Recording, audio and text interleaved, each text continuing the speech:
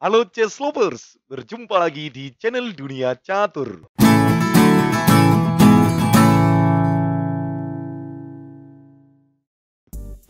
Ada yang masih tidak kenal dengan foto ini?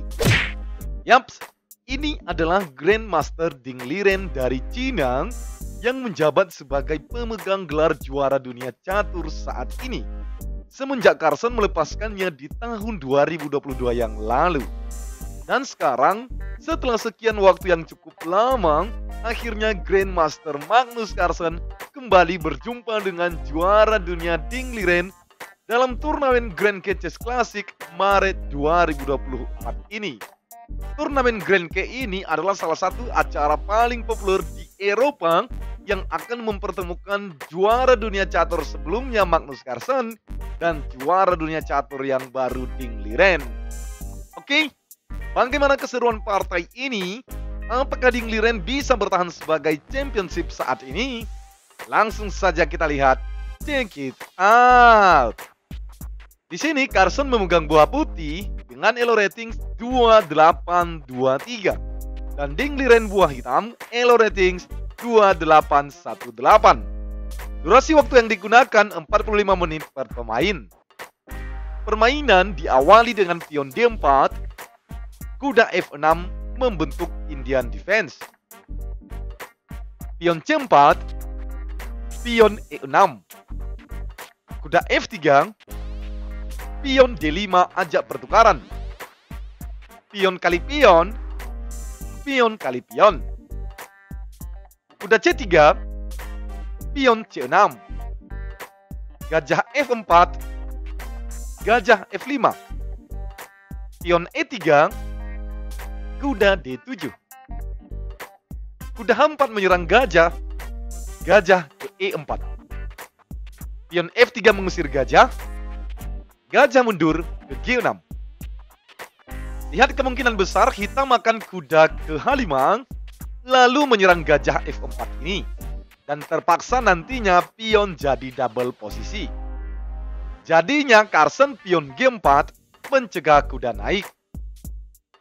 Liren gajah E7, kuda kali gajah, pion kali kuda. Menteri ke C2, kuda ke F8, dengan tujuan berikutnya ke E6 menyerang gajah. Carlsen rokade panjang, kuda E6, lalu gajah mundur ke G3. Gajah D6 ajak pertukaran. Nah, perhatikan ini chess. Di sini bisa saja Carlsen menerima penukaran gajah kali gajah ini ya. Lalu menteri kali gajah dan selesai, pertukarannya seimbang. Tapi menariknya, Carlsen menolak penukaran, lalu gajah ke C1. Lihat, pion H2 ini diserang 2 kali. Dan pelindungnya hanya menteri dan benteng ini. Dengan mundurnya gajah yang tadi, chess, jadinya memberi peluang bagi hitam menambah serangan menteri ke C7. Jadinya sekarang hitam menyerang pion 3 kali. Nah, jauh ke depannya, ini sebenarnya siasat Carlsen untuk menjebak hitam ya, chess. Perhatikan, Carlsen tidak menambah perlindungan pion ataupun memajukannya juga, chess. Lalu membiarkannya dan menjawab raja B1. Dan sekarang tanda tanya besar bagi Ding Liren. Apakah berani pukul pion ini atau tidak? Nah, kita lihat analisisnya seperti apa, chess. Bagi pecatur rating bawahan mungkin bisa saja memukul pion ini ya, chess. Benteng kali pion, benteng kali benteng, lalu gajah kali benteng, dan dari hasil pertukaran hitam unggul 1 pion.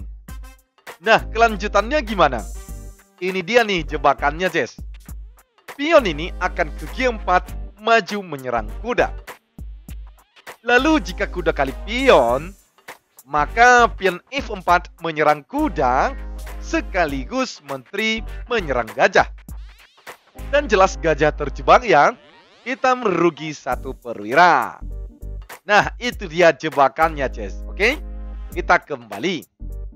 Jadinya di sini setelah Ding Liren gajah ke D6 ajak pertukaran, gajah menolak, menteri C7 menyerang pion 3 kali, lalu Carson raja ke B1, dan akhirnya Liren memutuskan tidak pukul pion, lalu menjawab raja rokade panjang. Lalu setelah ini, apakah Carson masih mempertahankan jebakannya ini? Tentu saja tidak ya, Ces. Kalau posisi ini dipertahankan, justru malah akan menjadi blunder bagi putih. Misalkan nih ya, Carson menjawab raja ke A1, maka di posisi ini, jelas hitam sudah berani pukul pion ini, Ces. Benteng kali pion, lalu benteng kali benteng, gajah kali benteng, dan pion ke G5 menyerang kuda, kuda kali pion, lalu pion F4 double attack menyerang kuda dan gajah. Tidak masalah, Ces, bagi hitam di posisi ini, hitam berani jawab kuda ke G4 melindungi gajah. Ups, lalu bagaimana dengan pion kali kuda? Gimana, Ces? Tidak masalah, jelas kuda kali pion lalu menyerang menteri dan benteng. Dan posisi ini akan sangat merugikan putih.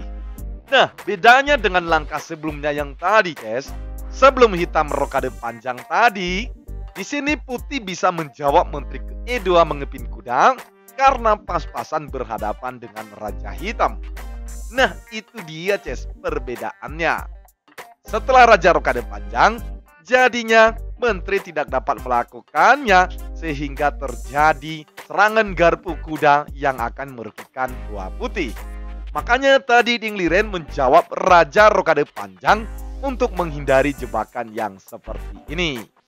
Oke, kita kembali. Tadi setelah Carson raja ke B1, Liren rokade raja, dan sekarang Carson menjawab pion ke H4.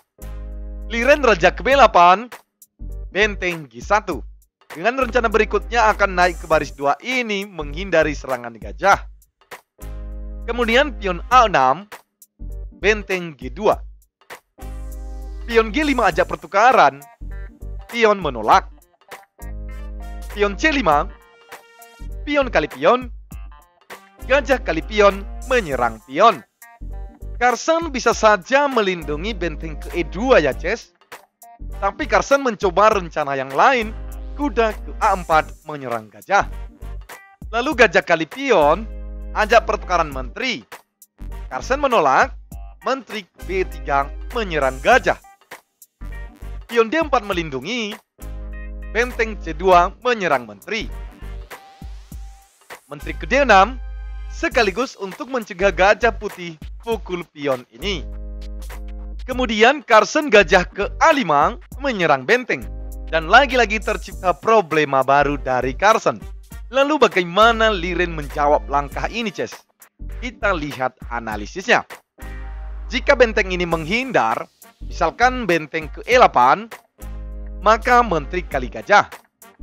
Lalu jika pion kali menteri, maka benteng kali menteri, dan jelas hitam rugi perwira. Oke, kita kembali. Setelah Carson gajah ke A5, bagaimana jika benteng menghindar ke D7 untuk tetap melindungi menterinya jika seandainya menteri kali gajah? Yaps, kuda ini bakalan naik menyerang benteng. Dan benteng terpaksa harus dikorbankan, Ces. Atau misalkan mau kabur lagi misal ke C7, maka kuda akan ke C4 menyerang menteri sekaligus gajah menyerang benteng. Dan jelas hitam sangat-sangat dirugikan. Oke, Ces, kita kembali ke permainan. Di sini tadi setelah Carson gajah ke A5 menyerang benteng, jadinya Liren terpaksa membiarkan bentengnya, lalu menteri ke D5 ajak pertukaran. Carson jelas gajah kali benteng, lalu menteri kali menteri, pion kali menteri, dan benteng kali gajah. Hasil penukaran ini, Ding Liren rugi kualitas ya, Ces, benteng kali gajah. Oke? Kemudian Carson kuda ke C5 ajak pertukaran, kuda ke D5. Gajah D3, kuda B4 menyerang benteng. Kuda kali kuda, pion kali kuda, dan benteng menghindar ke C5. Benteng D5, benteng C4 menyerang kuda, pion A5 melindungi. Gajah E4 menyerang benteng, benteng D6. Benteng C5 menyerang pion, pion B6 melindungi, dan benteng ke C4. Pion ke E5, lihat Ces, di posisi ini bisa-bisa jadi remis ya. Benteng ini tidak dapat bergerak karena diblokir hitam. Raja juga tidak dapat bergerak kemana-mana Ces, karena diblokir kuda. Jadinya di sini Carson memutuskan benteng kali kuda, lalu pion kali benteng, dan raja C2. Kekuatan perwira dan posisi juga imbang. Kemudian Liren pion ke D3 ska. Benteng kali pion, benteng kali benteng, raja kali benteng, dan gajah C1 menyerang pion. Raja C4, raja C7. Perhatikan Ces, memang betul ya, endgame ini adalah bagian paling krusial dalam permainan catur. Salah selangkah saja langsung bertampak fatal. Lihat, gajah ini sedang menyerang pion, dan raja juga menyerang pion. Jika di sini hitam memukul pion, maka blunder. Raja putih akan ke D5 mengejar pion G7 ini. Sementara jalan gajahnya tertutup dan raja hitam juga sudah terlambat melindungi. Jadi misalkan raja ke C7, raja ke E6, raja D8, raja F7, raja D7, raja kali pion, raja D6, dan pion maju promosi menteri, jelas hitam akan kalah hancur lebur. Oke? Nah, jadi kita kembali. Tadi setelah Liren gajah C1 menyerang pion, Carson raja C4, Liren tidak pukul pion, lalu menjawab terlebih dulu raja ke C7. Kemudian raja ke D5, raja D7, raja kali pion, raja E7, raja F5, gajah D2, raja G6, dan raja F8 melindungi pion. Gajah D5, gajah C1, gajah C4, gajah C2, gajah D5, gajah C1, gajah C4, gajah D2, dan akhirnya permainan pun berakhir remis atau seri. Wow, kita beri aplaus untuk kedua Grandmaster ini, Ces. Sebuah permainan yang sangat menarik. Beberapa kali Carson mencoba menjebak, tapi Ding Liren tetap kuat tidak masuk dalam jebakan. Salut sih untuk keduanya, sama-sama hebat, Ces. Nah, itu dia Ces video kali ini. Terima kasih sudah menontonnya. Sampai jumpa di video-video berikutnya. Salam Gens Unasumus.